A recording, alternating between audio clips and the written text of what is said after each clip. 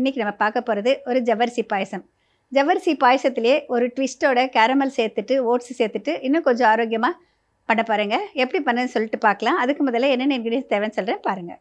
ஜவ்வரிசி ஓட்ஸ் பாயசம் செய்ய தேவையான பொருட்கள்: ஜவ்வரிசி 1/4 கப், கேரமல் சர்க்கரை 2 டேபிள் ஸ்பூன், சர்க்கரை 2 டேபிள் ஸ்பூன், கண்டென்ஸ்டு மில்க் 1/2 டின், வறுத்து பொடி செய்த ஓட்ஸ் 1/4 கப், நெய்யில் வறுத்த முந்திரி விரும்பும் அளவு, கிஸ்மிஸ் திராட்சை சிறிதளவு, ஏலக்காய் தூள் விரும்பும் அளவு, காய்ச்சிய பால் 3 டம்ளர்.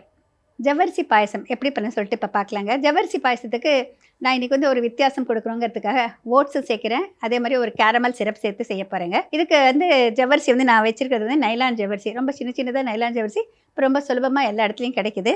பொதுவாக நம்ம வந்து தண்ணியை சூடு பண்ணிவிட்டு போடுவோம் இல்லைங்களா, இதுக்கு அந்த மாதிரி போடக்கூடாதுங்க. ஜவ்வரிசி வந்து கட்டி தட்டிடும். நம்ம வந்து இப்போ வானிலையில் வந்து தேவையான அளவுக்கு தண்ணி ஊற்றிக்கலாம். இதோட ஜவ்வரிசியும் சேர்த்துடலாம். நைலான் ஜவ்வரிசிங்கிறப்ப ரொம்ப சீக்கிரம் வெந்துடுங்க. ஜஸ்ட் ஒரு ஃபியூ மினிட்ஸ்லேயே வெந்துடும். அது வேகிறதுக்குள்ளார இந்த பக்கம் வந்து பாலை வந்து சூடு பண்ணிக்கிறேன். இப்போ இது வந்து ஓட்ஸு. பொதுவாக இப்போ வந்து ஓட்ஸ் வந்து கொஞ்சம் ஆரோக்கியத்துக்கு நல்லது அப்படிங்கிறதுனால நிறைய இதில் ஒரு சேர்த்து பழக்கம் படுத்திக்கலாம் அப்படின்னு சொல்லிட்டு பண்ணிகிட்ருக்கேங்க. அந்த வகையில் வந்து நான் வந்து இந்த ஓட்ஸை வந்து வெறும் வானிலையில் வறுத்துட்டு கொஞ்சமாக பவுட்ரு பண்ணி வச்சுருக்கேன். வானிலையில் நம்ம வறுக்கிறப்ப ஒரு நல்ல மனம் கிடைக்கும். அதோடு வந்து இதை வந்து பவுட்ரு பண்ணி வச்சுருக்கிறப்ப இதோட அப்படியே பிளெண்ட் ஆகிடும், ரொம்ப டேஸ்டியாக இருக்கும். இப்போ இந்த ஜவ்வரிசி பாருங்கள் 2-3 நிமிஷத்துலேயே வெந்துருச்சு பாருங்கள். நல்லா டிரான்ஸ்பரண்ட்டாக பார்க்குறதுக்கு நல்லா எக்ஸ்பேண்ட் ஆகிருக்கு. இப்போ இதோட வந்து காய்ச்சிருக்கிற பால் ஊற்றுறேன்.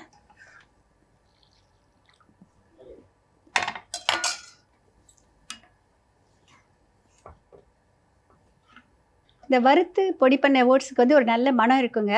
இதை வந்து குளிர்ந்த பாலில் போட்டு கலந்துட்டு அதில் போடலாம்.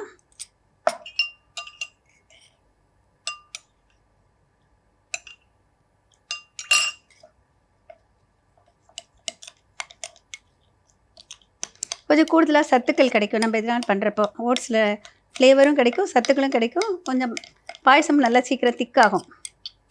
இதை கரைச்சி வச்சுருக்கிற இந்த ஓட்ஸ் இதில் சேர்த்துடலாம். இப்போ நீங்கள் வந்து சர்க்கரை மட்டும் சேர்க்குறதா இருந்தால் இந்த ஸ்டேஜில் அடுப்பை அணைச்சிட்டு சர்க்கரை சேர்க்கலாம். இப்போ நான் வந்து கொஞ்சம் ரிச்னஸ்க்காக கொஞ்சம் கண்டென்ஸ்டு மில்க் சேர்க்குறேங்க. அப்புறமா வந்து கொஞ்சம் சர்க்கரை சேர்க்குறேன்.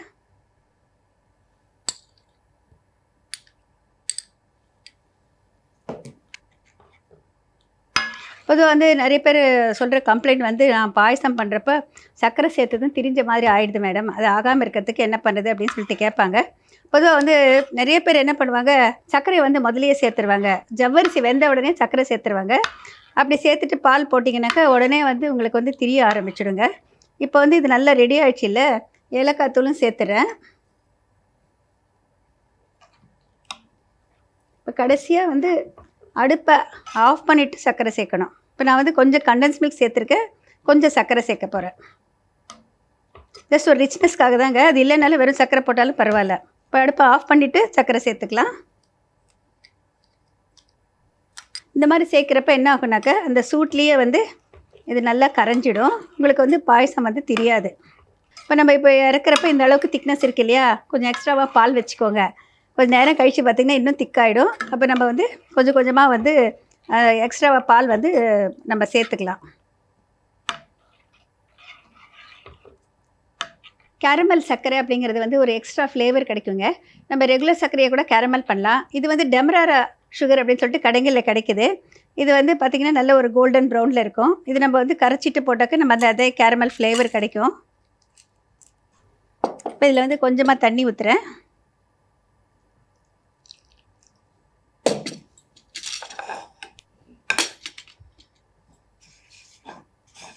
இதை வந்து நான் ஜஸ்ட் மேலே டாப்பிங் மாதிரி கொடுக்குறேங்க. நம்ம வந்து ரெகுலர் சுகருக்கு பதிலாக கடைசியாக கேரமல் சேர்த்த இந்த மாதிரி டெமரா சுகர் சேர்த்திங்கன்னா ஃபுல்லுமே உங்களுக்கு ஒரு கேரமல் ஃப்ளேவரோடு கிடச்சிடும். ஒரு டெசர்ட் சாப்பிட்ட திருப்தி கிடைக்கும். இப்போ இதை வந்து ஒரு தேன் மாதிரி ஒரு கன்சிஸ்டன்சி வர அளவுக்கு நம்மளுக்கு வந்து சூடு பண்ணணும். இப்போ இதை வந்து கேரமல் பார்த்திங்கன்னா ஒரு ஹனி மாதிரி ஒரு கன்சிஸ்டன்சி வந்துருச்சு. இந்த ஸ்டேஜில் வந்து ஆஃப் பண்ணிடலாம். இப்போ இதை வந்து டிஸ்பிளேக்கு ஒரு பவுலில் மாற்றிய பிறகு முந்திரி பருப்பு திராட்சை போட்டுட்டு இதை ஊற்றலாங்க. அப்போ பார்க்குறதுக்கு ரொம்ப அழகாக இருக்கும். இந்த பாயசம் ரெடி ஆயிடுச்சு.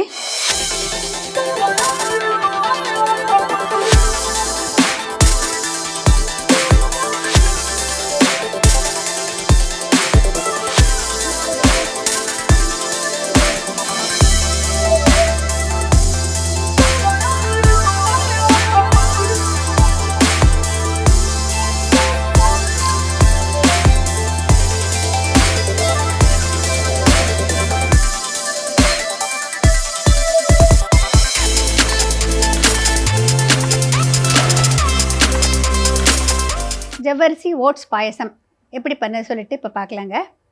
நைலான் ஜவ்வரிசியை ஒரு பேனில் போட்டுட்டு நிறைய தண்ணி ஊற்றிட்டு வேக வைக்கணும். நல்லா டிரான்ஸ்பரண்ட்டாக நல்லா வேகிற அளவுக்கு வைக்கணும். இந்த பக்கம் பாலை வந்து நல்லா காய்ச்சி வச்சுக்கணும். ஜவ்வரிசி வெந்த பிறகு தேவையான அளவு பால் ஊற்றிடுங்க. ஓட்ஸை வறுத்துட்டு பொடி பண்ணி வச்சதை குளிர்ந்த பாலில் கலந்துட்டு அதில் ஊற்றிடுங்க. சேர்த்து நல்லா கலந்து விட்ட பிறகு கண்டன்ஸ் மில்க் நம்ம தேவையான அளவு சேர்த்துக்கலாம். வெந்த பிறகு பார்த்தீங்கன்னா பாயசம் கன்சிஸ்டன்சி வந்த பிறகு அடுப்பை அணைச்சிட்டு கொஞ்சம் ஏலக்காய் தூள் சேர்த்துக்கோங்க. கொஞ்சமாக சர்க்கரை சேர்த்துக்கோங்க. டெமராரா சர்க்கரை அப்படின்னு சொல்லிட்டு கடைகளில் கிடைக்குது. அதில் கொஞ்சம் தண்ணி ஊற்றிட்டு கரைச்சிட்டு கொஞ்சம் சிரப் மாதிரி பண்ணிட்டு கடைசியாக நெய்யில் வறுத்த முந்திரி திராட்சையால் அலங்கரித்து அதை மேலே ஊற்றினாக்க ஒரு வித்தியாசமான ஃப்ளேவரோட பாயசம் ரெடி. ஜவ்வரிசி ஓட்ஸ் கேரமல் சேர்த்த பாயசம் ரெடிங்க. அதாவது ஜவ்வரிசி ஓட்ஸ் பாயசம் கொஞ்சம் வித்தியாசமாக இருக்கும். டேஸ்ட்டு கொஞ்சம் நல்லா இருக்கும். மீண்டும் அடுத்த வாரம் சந்திக்கும் வரை விடைபெறுவது உங்கள் மல்லிகா பத்ரிநாத். வணக்கம்.